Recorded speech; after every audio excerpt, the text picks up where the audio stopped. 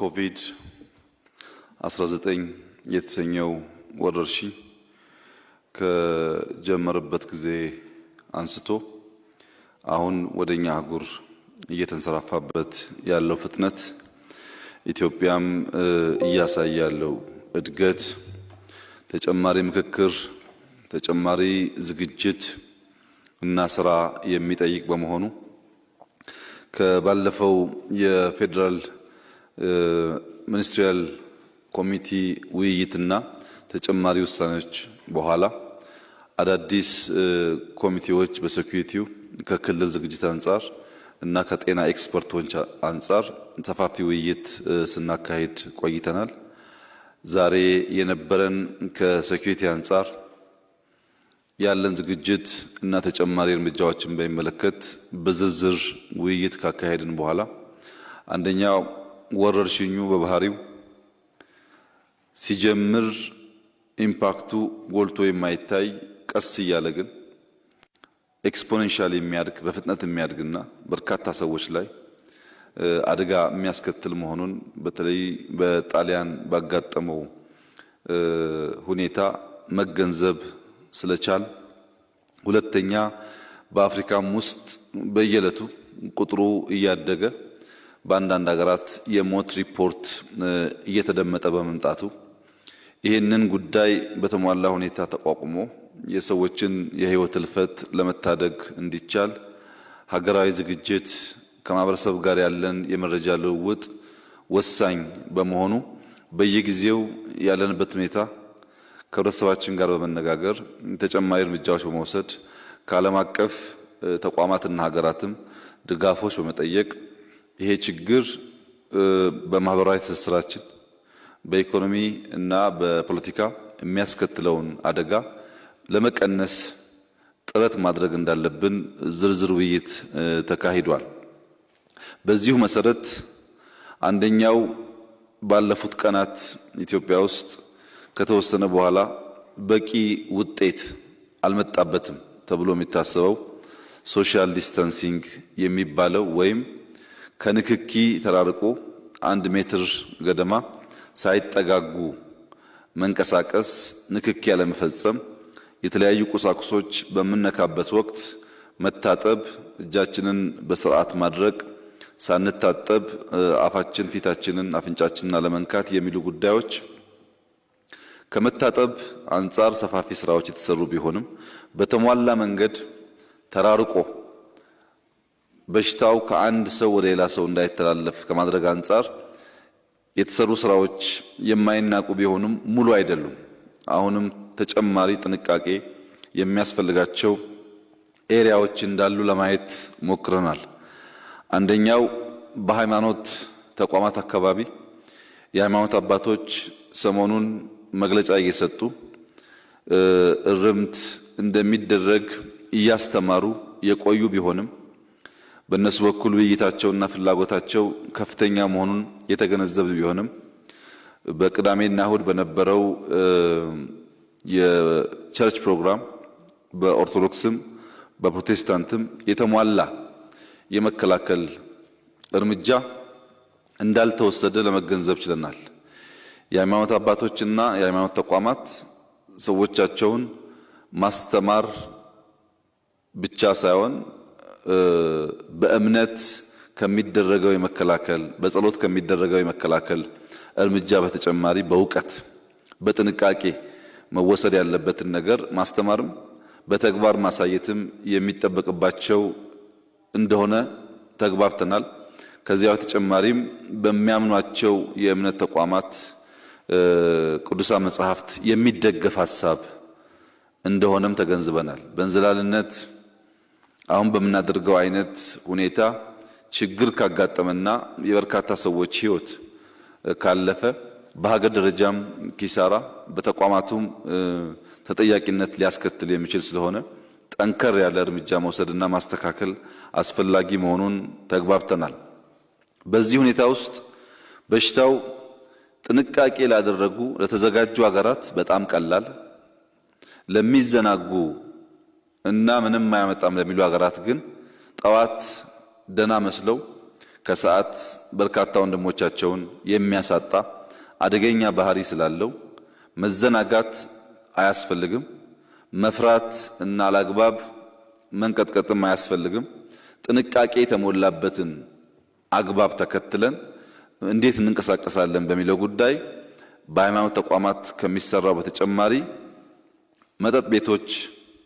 ሺሻ ቤቶች፣ ጫት ቤቶች በደረሰን ሪፖርት አሁንም ጠንከር ያለ ስራ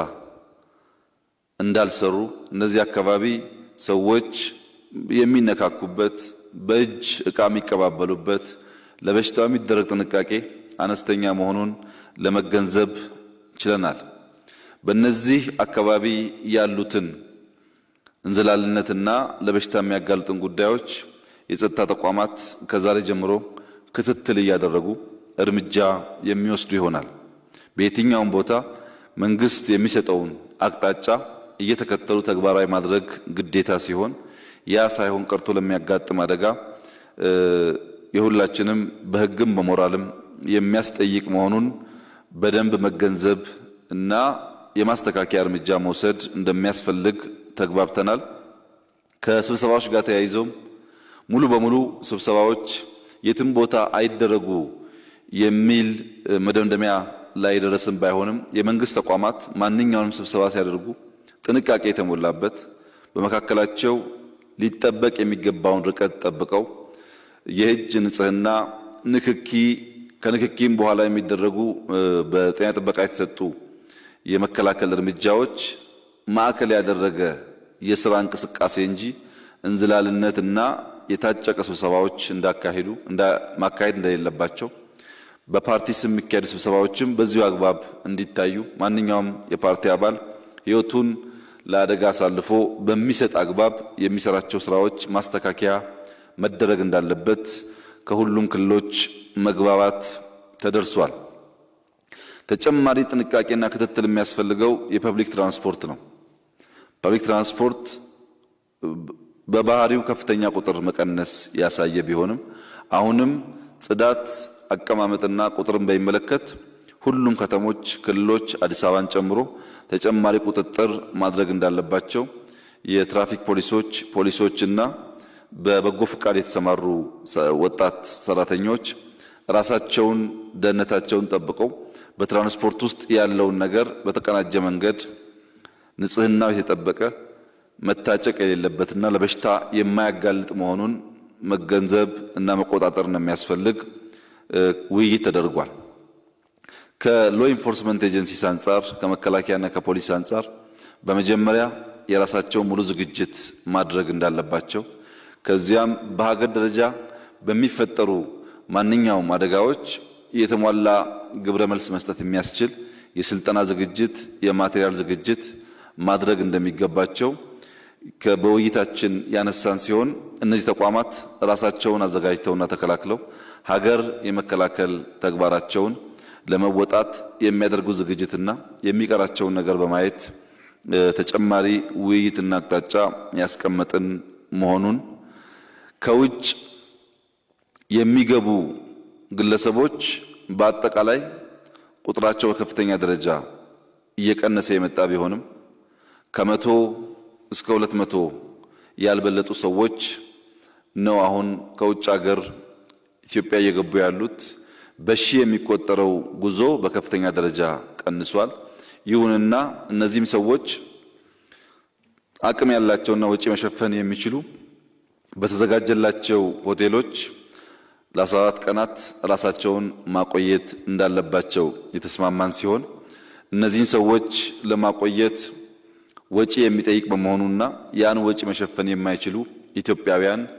ከውጭ ሀገር ሲመጡ መቆየት የሚችሉባቸውን ቦታዎች በአዲስ አበባ በሁሉም ክፍለ ከተማዎች ቀደም ሲል ሃይ ስኩል የነበሩ ቦታዎችን አንዳንድ መኖሪያ ቦታና ካምፖች በማዘጋጀት ሰፊ ዝግጅት የተደረገ መሆኑን ለማወቅ ተችሏል። በክልሎችም በሁሉም ክልሎች ሰፋ ያለ የኳራንቲን ማድረጊያ ቦታ፣ የጤና ሙያተኞች ስልጠና እና ለዚሁ አገልግሎት የሚውል በጀት በመመደብ እንቅስቃሴዎች የተጀመሩ መሆናቸውንና ችግሩ ወደ ክልሎች ሲስፋፋ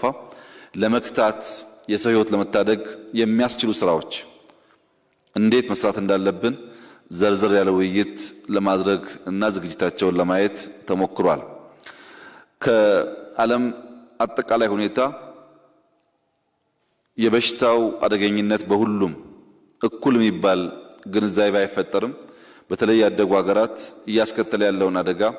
እየተገነዘቡ መሆናቸው የጂ20 ሀገራት አፍሪካን ለመርዳት የአፍሪካን የኢኮኖሚክ ችግር ለመታደግ ቁርጠኛ አቋም እንዲወስዱ ከብዙ ሀገር መሪዎችና ታዋቂ ሰዎች ጋር የተጀመረ እንቅስቃሴ አለ። በዚህ እንቅስቃሴ መሰረት የአፍሪካ ኢኮኖሚ በተሟላ መንገድ ማቆም ባይቻልም ይህ ወረርሽኝ የሚያስከትለውን አደጋ ለመታደግ የሚያስችል እንቅስቃሴ እየተደረገ ሲሆን ከዚህም በተጨማሪ ከአጭር ጊዜ አንጻር ተጨማሪ ማቴሪያልስ ቴስት ኪትስ ማስክ እና ሌሎች ማቴሪያሎች የሚገኙበት እና ኢትዮጵያም አፍሪካም በዚህ ወረርሽኝ የሚደርስባቸው ጥቃት ከፍተኛ እንዳይሆን ለማድረግ ሙከራ እየተደረገ ነው። ከአንዳንድ መንግስታት ጋርም እንደዚሁ አፍሪካን በሚመለከት ለመደገፍ ያላቸውን ፍላጎት በመገንዘብ በእኛ በኩል ኢትዮጵያንም የተቀሩት የአፍሪካ ወንድሞቻችንን ማገዝ የሚችሉበት መንገድ በንግግር ላይ ስንሆን ከአንዳንዶቹ ምናልባት በጥቂት ቀናት ውስጥ ምላሽ የሚጠበቅ ይሆናል። የወርልድ ባንክ ይህንን ወረርሽኝ ለመከላከል ኢትዮጵያን ጨምሮ ለመላ አፍሪካ ሀገራት የመደበው ገንዘብ ተወስኗል። ይሁንና በቂ ባለመሆኑ በአፍሪካ ደረጃ የጂ20 ሀገራትና ዩኤን ኤጀንሲስ ከ100 ቢሊዮን ዶላር በላይ በፍጥነት ማገዝ ካልቻሉ ኢኮኖሚውን በከፍተኛ ደረጃ የሚያደቅ ድሃውን ማህበረሰብ የሚጎዳ በመካከላችን የነበረው የዲፕሎማቲክ ግንኙነት እና የወዳጅነት ግንኙነት አደጋ ውስጥ ሊገባ እንደሚችል አፍሪካን በበሽታው ጥቃት እንዳይደርስባት መታደግና ኢኮኖሚዋ ሙሉ በሙሉ ወድቆ ወደ ከፍ አደጋ እንዳትወድቅ የማድረግ ስራ የሚጠበቅባቸው መሆኑን ሰፊ ስራ ተጀምሯል። ውጤቱም መጥፎ አይደለም። በጃክማ ከተደረገው ድጋፍ በኋላ ብዙዎች ያንን መንገድ ለመከተል ጥረት እያደረጉ ነው። ይህንን አስተባብሮና አስተሳስሮ በአህጉር ደረጃ በሽታው ሊያስከትል የሚችለውን አደጋ በተሟላ መንገድ መቀልበስ አስፈላጊ መሆኑን ለማየት ተችሏል። ሌላው ቢታይ ያልነው ከበሽታው ጋር ተያይዞ አዳዲስ ቋንቋዎች እየተለመዱ ስለሆነ ለምሳሌ አንድ ሰው በኮሮና ቫይረስ ፖዚቲቭ ነው ሲባል ማህበረሰቡ ፖዚቲቭ የሚለውን በአዎንታዊ የማየት ኔጌቲቭ የሚለውን በአሉታ የማየትና ፖዚቲቭ ማለት ችግር የሌለበት ወይም በሽታው ያልታየበት አይነት ግንዛቤ እንዳይኖር የሚዲያ ሰዎች አንድ በሽተኛ ምን አይነት ምልክቶች ይታዩበታል፣ ተመርምሮም ፖዚቲቭ ሲባል ምን ማለት ነው፣ ፖዚቲቭ ከሆነ በኋላ ምን ማድረግ አለበት የሚለውን በደንብ ማህበረሰቡን ማሳወቅ ማስተማር እንዳለባቸው፣ ሶሻል ዲስታንሲንግ ሲባልም በማህበረሰቡ መካከል የሚፈጠር ርቀት አለመግባባት ሳይሆን በሁለት ሰዎች መካከል ለንክኪ የማይመች ርቀት መፍጠር መሆኑንና ይሄ እንደ ባህል እኛ ከለመድነው ከተማርነው ነገር ጋር የሚቃረን በመሆኑ በግልጽ ውይይት ጉዳዩን ማስጨበጥ ማስተማር አስፈላጊ መሆኑን ተወያይተናል። በሀገር ደረጃ እስካሁን ከውጭ ያገኘናቸውን ድጋፍ ጨምሮ የክልል መንግስታት የወሰኑት ለዚህ ወረርሽኝ መከላከል የሚሆን 5 ቢሊዮን ብር በላይ ተመድቦ ስራ እየተሰራ ሲሆን ተጨማሪ ሀብት መመደብና በሽታውን በተሟላ መንገድ ማስቀረት እንዲቻል ውይይቶችና የሀብት ማፈላለግ ስራ እየተሰራ ይገኛል። ኳራንቲን ተብሎ የተለዩ ቦታዎች በአዲስ አበባ በክልል ያሉ ተጨማሪ የንጽህና የአልጋ እና መሰል የቁሳቁስ ማሟላት የሚፈልጉ ስላሉ እነሱም በሚፈለገው ደረጃ መሆናቸውን የማረጋገጥ ስራ እንዲሰራ ራሱን የቻለ ኮሚቴ አቋቁመን አሁን ያለውን ሀብት ከመደብ በተጨማሪ ተጨማሪ ሀብት የምናገኝበትና ዝግጅታችን የተሟላ የሚሆንበትን መንገድ እየሰራን እንገኛለን። ሌላው ከዚህ ጉዳይ ጋር ተያይዞ የተነሳው አሳሳቢ ጉዳይ ህገወጥ ነጋዴዎች ይህን አጋጣሚ ተጠቅመው ትርፍ ለማግበስበስ በሚያደርጉት ጥረት ድሃው ማህበረሰብ ላይ ከፍተኛ የሆነ ጫና እያመጣ ስለሆነ በሁሉም ክልሎች በሺ የሚቆጠሩ ነጋዴዎች ላይ እርምጃ የተወሰደ ቢሆንም በአንዳንድ ጉዳይ ፋብሪካዎች ቀጥታ ምርቶቻቸውን ለየከተማውና ክልሉ ያቀረቡ ድሃ ማህበረሰብ የማይጎዳበትን መንገድ መከተል በዚህ ሁኔታ ትርፋማ መሆን ሳይሆን ወረርሽኙን ተከላክሎ የዜጎች ህይወት መታደግ ለሚፈልጉ ነጋዴዎች ደግሞ ከመንግስት ጎን በመሆን ለማትረፍ ገንዘብ ለማትረፍ ሳይሆን ሰው ለማትረፍ እንዲሰሩ በቅንጅት የሚሰራ ራሱን የቻለ ኮሚቴ የተቋቋመና ይህንን ስራ አጠናክረን የምንቀጥል መሆኑን ተግባብተናል። ከዚህ በተጨማሪ ቤት መቀመጥ ሲባል አሁን እየመጣ ያለው ልምድ ሰው ወደ ውጭ ካልወጣ በራሱ ቤት መቀመጥ ብቻ እንደ በቂ እርምጃ እየተወሰደ ስለሆነ ሰው በጓሮ ወይም በቤቱ ማንኛውንም ስራ መስራት የሚችልበት ራሱን ከንክኪ ከተነካካም ጽዳት ማድረግ ያለበትን የጤና ጥበቃ ሚኒስቴር በቂ ማስተማሪያ እንዲሰጥ በመንግስት ተቋማት ቤት የማይቀመጡ ለስራ የሚሰማሩ ሰዎች ስራ መግባት ተገቢ ቢሆንም የሥራ ቦታቸው ምቹ ካልሆነ እንደየመስሪያ ቤቱ ሁኔታ እየታየ ከፊሎቹ ከቤታቸው የሚሰሩበትን መንገድ የመንግስት ተቋማት እንዲያመቻቹ የቢሮ አቀማመጥ፣ ትራንስፖርት እና እንቅስቃሴ ለንክኪ የማይመች እና በሽታውን የሚያሰራጭ እንዳይሆን በዚህም የጋራ መግባባት ተደርሷል። ከሚዲያ አንፃር የማስደንገጥ ስራ ሳይሆን የማንቃት ስራ ሚዲያዎች እንዲሰሩ የማሸበር የመበተን ሳይሆን የማስተባበር የማቀናጀት ስራ እንዲሰሩ መረጃዎች እውነት ላይ የተመሰረቱ እንዲሆኑ ሚዲያዎቹ ተጨማሪ ጥረት ማድረግ እንዳለባችሁ በዚሁ አጋጣሚ ማሳሰብ እፈልጋለሁ። በድምሩ ይህ ወረርሽኝ ዓለምን እያስጨነቀ የዓለምን ኢኮኖሚ በከፍተኛ ደረጃ እየመታ እንኳን እንደኛ